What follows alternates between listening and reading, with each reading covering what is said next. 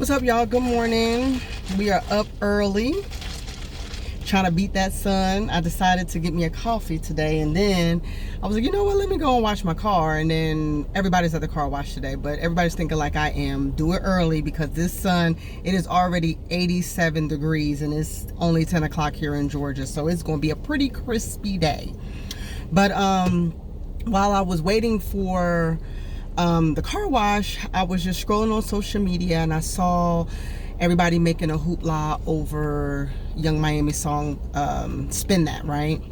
Now, I will say this. The song is very catchy, and I personally like it. I like the song. It's a bop. It's a nice little beat. You know, the words are very catchy. You know, if I'm in my house cleaning, you know what I'm trying to say, and I want to get a little motivated, or if I'm at home doing some household chores, you know, I'm going to throw that on or whatever and stuff like that.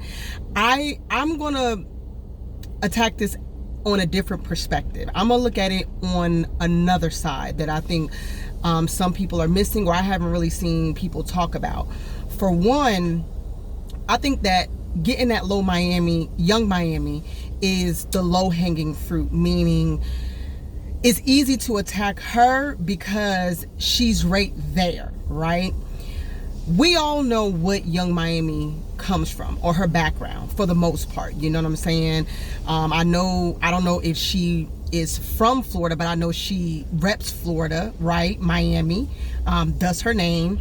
And her mother did time in jail, from what I've researched and what I've seen on social media. So, and then not only that, but in the very beginning of their career, JT, if I'm not mistaken, had went to jail on credit card fraud. So I'm saying all this to say that we know the background that Young Miami comes from, and 9 times out of 10, most people are going to reference things that they've seen growing up in their music, and that's what Young Miami is doing. You know, she comes, or she was around a culture or a people who did scamming or did illegal things, you know what I'm trying to say? So that's what we hear and see a lot in their music. But let's just take another look at it. Who's promoting the music? Who's putting the music out there? Because if no record label would even entertain the Young Miamis or the Sexy Reds, then we wouldn't even be hearing their music. You have to remember, back in the day, you actually had to have talent. You know, I'm a very big fan of hip hop. I'm from Jersey, so, you know, growing up, my uncles, my fathers, all of them listened to the hip hop legends that we know of today. So I grew up around that music, and you actually had to have skills. I remember back in the day, you could not be called a rapper or a lyricist without actually being just that. You know, you had to write your rhymes. You had to do your own body of work for the most part. Now, we know over the years there's come out that a lot of rappers have had ghostwriters, but that's besides the case. You know, for the most part, being a rapper came with bragging rights of writing your own rhymes, even to the point where you don't even have to write them down on a piece of paper, right? Now we're seeing a new era where there are ghostwriters. You know, we've heard Cardi B has ghostwriters or whatever and stuff like that, that she doesn't really write any of her songs. Now, I don't know how true of that is actually factual, but that's what has been said. A lot of these rap girlies have other male counterparts writing their rhymes. You know, it's coming from a male perspective, right?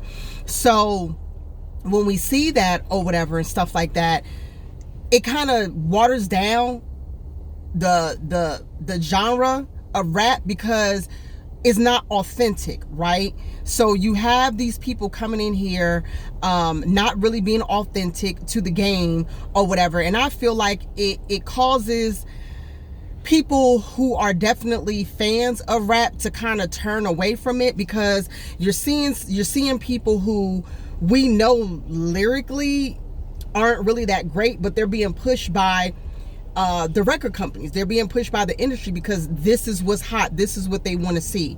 You know, back in the day, we had the raunchy music like the Little Kims, but we also had a balance, right?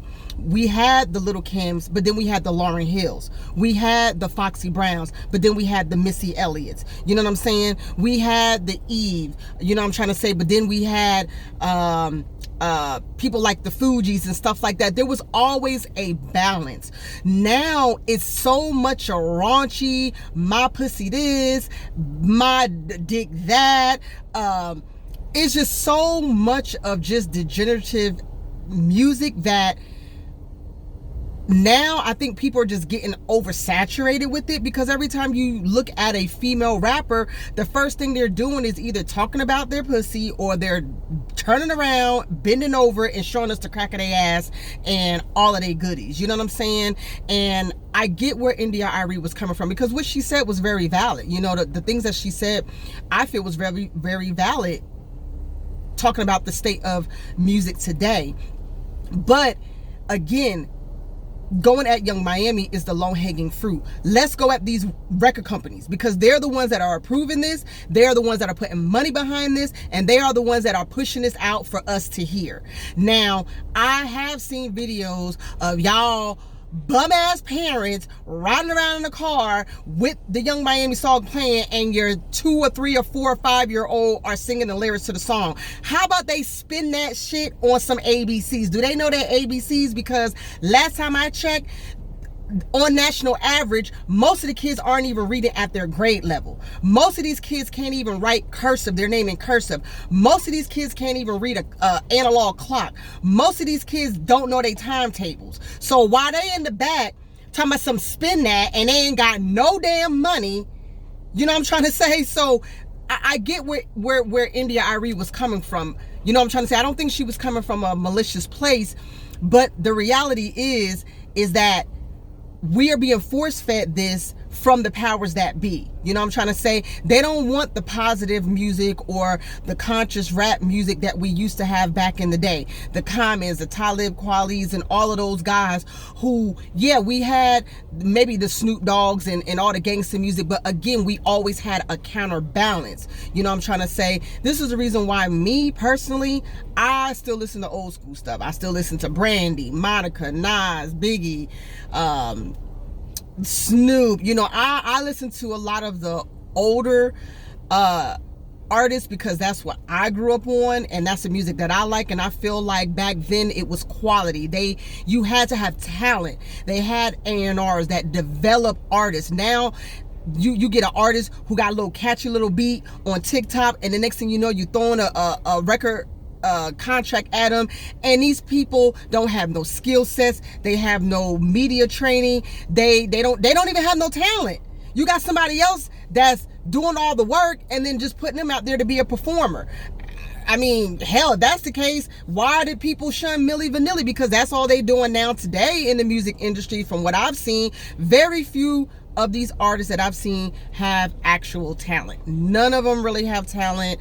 You know, they have a machine pushing them, and if it wasn't for the machine, they wouldn't even be as far as they was. So I think we need to focus on the bigger picture and go after the bigger enemy, which is these record companies, because they are the ones who are pushing out this degenerative music to the masses. So let's not really go at Young Miami too hard, because, you know, she's just a product of her environment. You know, she's just doing what she seen and the things that she's been around. I'm not saying that I agree with it. You know, I feel like at a certain age you should be able to elevate and you should be able to evolve. You know, she has children, she has a daughter. You know, I just think some things as you get older you should kind of phase out and do other things, but this is what's selling right now, unfortunately.